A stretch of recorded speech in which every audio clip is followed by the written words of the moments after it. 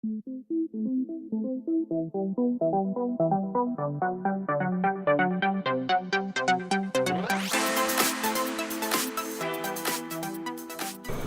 à toutes et à tous, ça va Strasbourg? Très heureux de vous accueillir. Je suis très honoré d'être l'ambassadeur du salon.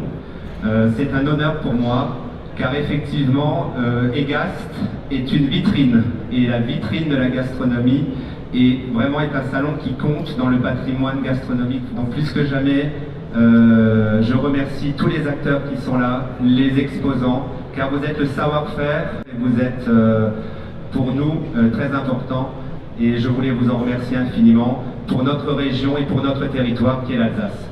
Voilà, bon salon à tous, et je pense que je vais donner la parole à Jean-François Piège. Quand Nicolas m'a fait l'honneur de me proposer d'être le président d'honneur du salon, j'ai accepté pour plusieurs raisons, et la première parce que mes restaurants sont à Paris, et vous comprendrez bien que Paris n'est rien sans la province. Je suis provincial, donc ça m'arrange de le dire aussi. Et on ne peut faire ce qu'on fait, nous, dans toute la France, et peut-être même ceux qui sont à l'étranger, que grâce à ce qui se passe en région. Et qu'est-ce qui se passe en région? Il y a effectivement des producteurs, que ce soit des gens qui nous fournissent des ingrédients de grande qualité. Mais la table, c'est aussi le vin. La table, c'est aussi des choses qui se fabriquent en province, qui viennent orner la nécessité de pouvoir faire plaisir aux gens qui s'assoient à notre table. Et sans ça, ça ne marche pas. Et quand un salon met à l'honneur tous ses savoir-faire et tous ses talents, évidemment, ça me semblait plutôt assez intéressant d'y participer. Et pour moi, en plus, c'est quelque chose d'assez naturel de redonner à ceux qui nous permettent ce minimum de place qu'on devrait tout le temps leur donner dans nos maisons. Sans eux, on n'est rien.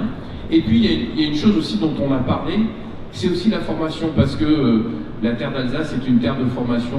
Je peux vous dire que dans toute ma carrière, j'ai souvent croisé des Alsaciens dans toutes les cuisines, et c'était jamais les plus mauvais. Donc, être là pour mettre à l'honneur ce savoir-faire aussi en formation, parce qu'on l'a un petit peu effleuré, mais c'est une sacrée fierté pour moi, et je pense aussi pour la région, d'être une des premières régions de France gastronomique. À une époque, c'était en nombre d'étoiles. Moi, je crois qu'aujourd'hui, c'est en identité et en savoir-faire, et c'est très important. Donc, pour vous dire, je suis très heureux et je vous souhaite un bon salon. Merci. Merci à tous les deux.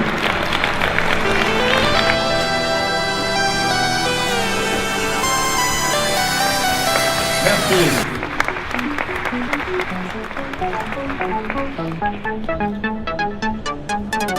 Dans quelques instants, vous allez pouvoir retrouver nos deux chefs sur scène pour un 4 mains exceptionnel.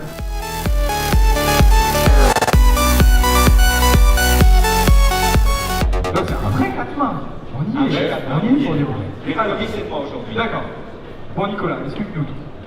Alors vous avez des asperges, bon c'est pas encore les premières asperges d'Alsace, mais c'est les asperges de Provence, donc c'est le clin d'œil que Jean-François a voulu faire à l'Alsace en amenant des asperges. D'ailleurs, parce qu'on commence par les asperges vertes, et après, on va passer aux asperges blanches.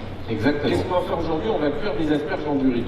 Moi, quand j'ai ouvert le grand restaurant, j'ai voulu m'approprier la cuisine, pas simplement de façon administrative, et ni en allant chercher des choses qui ne sont pas simplement de la cuisine. Donc je me suis mis à travailler sur toutes les cuissons. Et les cuissons, ça a débouché sur des choses qui sont parfois peut-être un peu inattendues, comme cuire une asperge en durée. Je m'arrête à la première couronne, chef. Allez. C'est pas mal. C'est pas mal? C'est pas mal. Bon, allez, reprenez-le. Non, mais c'est pour finir. Oui, que ça soit identique. Hélène Kef, Patrick Hirsch, Vincent Bladette, Adrien Zeller. Merci de nous accompagner pendant la recette avec Jean-François. Merci beaucoup. Et merci au lycée de vous donner la possibilité de venir sur le salon EGAST. C'est très important. 4 minutes. 4 minutes. Donc dans 10 minutes, il faudra que les asperges sortent, que l'œuf soit moulé et que le ragoût soit fait.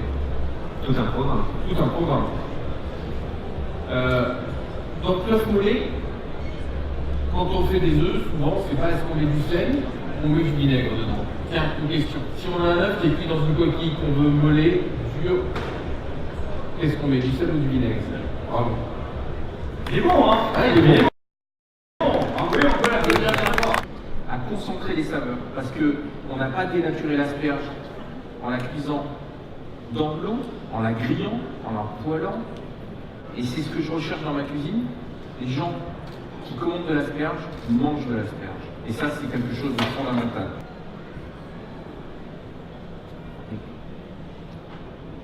C'est dommage qu'ils n'ont pas l'odeur, mais c'est vraiment... Voilà, là, ça sent l'asperge. L'arôme. Donc ça, c'est le plat d'asperges que j'avais envie de partager avec vous. Donc c'est des asperges, on va dire, Presque d'Alsace, parce qu'on les a adoptées, donc elles sont presque d'Alsace. cuites dans du riz,